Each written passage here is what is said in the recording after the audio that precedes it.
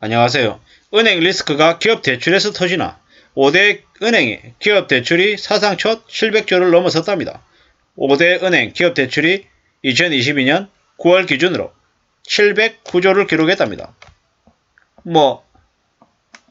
규제나 고금리 영향 때문에 가계대출은 연착륙, 어쩌고저쩌고 이런 얘기가 있지만 기업 대출은 그런 게 없는 거죠. 근데 이제 레고랜드 사태 이후에 회사채 시장이 급등했답니다. 앞으로 어떻게 되겠습니까? 금융권의 부실 내관이 될 수 있다라는 거죠.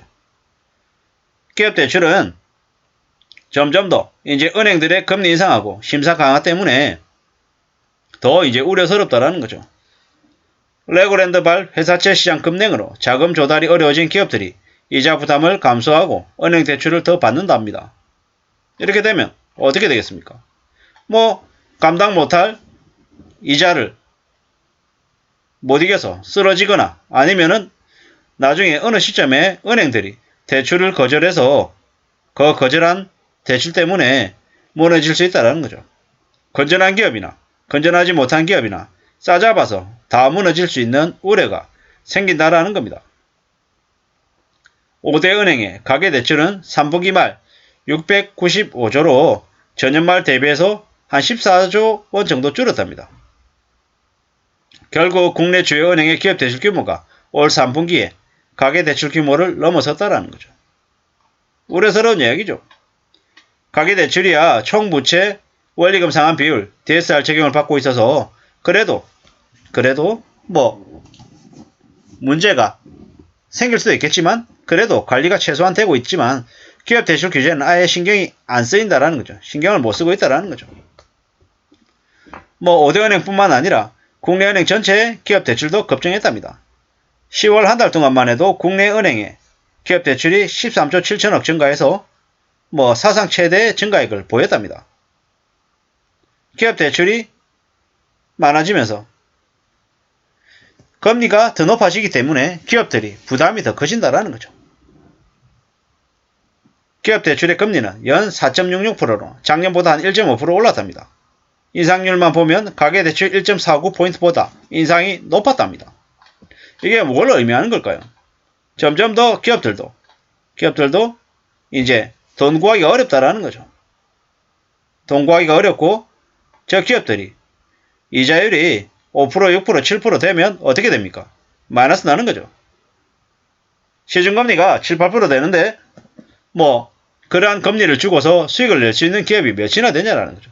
대한민국의 상당수 기업들이 그냥 몰락한다, 무너진다라고 봐도 하나도 이상하지 않다라는 거죠.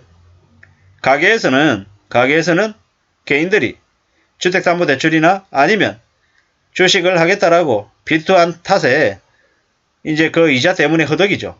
근데 개인만 그런 게 아니라 기업은 기업대로 또 개인보다 더 심한 충격을 겪고 있다라는 겁니다. 가게가 문제가 생기고 기업도 문제가 생기고 또 지금의 대한민국 정부는 또 방만하게 운영하면서 부자 감세만 계속 떠들어대고 있는데 정부까지 부채가 지금 난리죠. 정부 부채 1100조, 기업 부채 1100조, 가계 부채 1900조. 어떻습니까? 4100조잖아요. 근데 개인의 전세대출까지 포함하면 5000조, 5200조, 5500조 이렇게 얘기를 합니다. 대략 한 5000조가 넘어가는 거죠. 어디에서 터져도 하나도 이상하지 않는 게 지금 현실입니다. 기업은 이자 부담 때문에 더 허덕이죠. 마이너스가 나죠. 그러면 기업들이 직원들의 월급을 올려줄게 가능할까요? 아니죠. 지금 현재 대려 트위터처럼 메타처럼 직원들을 대거 내보내려고 하는 수작들을 벌인다라는 거죠. 이렇게 힘들고 어려운 현실을 우리는 유심히 지켜봐야 되는 거죠. 정신 바짝 차리고 봐야 된다는 말씀을 드리고 싶습니다. 무서운 현실입니다. 겁납니다. 앞으로 우리의 삶이 얼마나 더 혹독해지고 더 안 좋아질까? 충분히 예측할 수 있다는 거죠. 앞으로 함부로 탐욕을 부리거나 욕심 부리거나 괜찮다라는 생각을 하면 안 된다라는 말씀을 드리고 있습니다.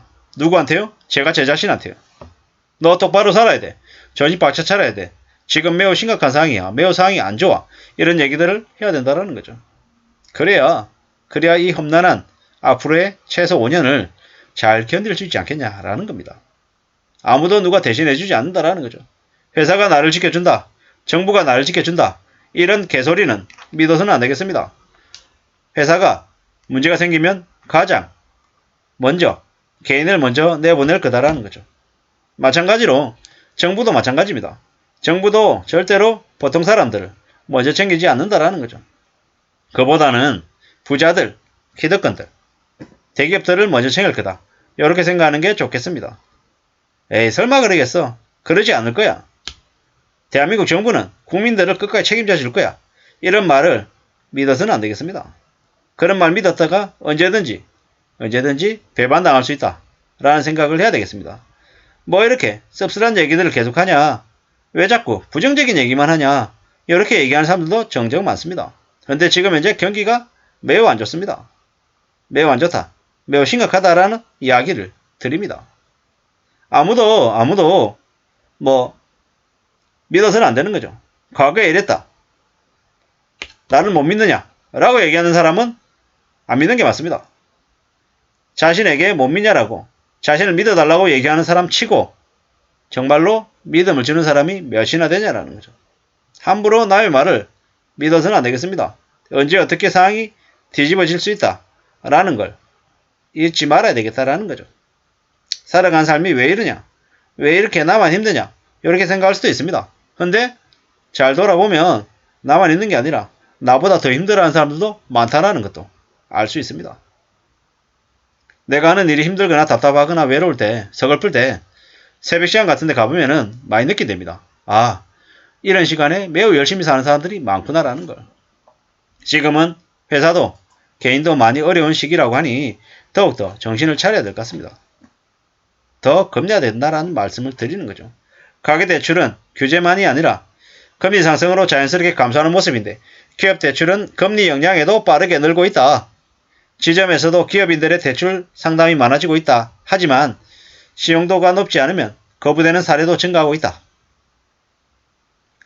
은행들이 기업대출 심사를 강화하고 있다. 이러는 거죠. 대출 부실 우려가 커지고 있기 때문에 기업들이 대출을 꺼린다. 이렇게 보면 맞겠습니다. 아무쪼록 은행들이 대출을 중단하고 대출을 꺼리는 이 모습이 무엇을 의미하는지를 우리는 곰곰이 잘 생각해 봐야 될 것 같습니다. 경제적인 어려움이 점점 더 우리 곁을 엄습하고 있다. 우리의 삶이 절대로 안전하지 않다. 라는 걸 얘기해 주는 것 같습니다. 아무쪼록 저나 여러분들의 삶이 좀 더 안전되고 안전하고 잘 지켜지기를 바라는 마음에서 말씀드리니 참고가 되시면 좋겠습니다. 감사합니다. 고맙습니다.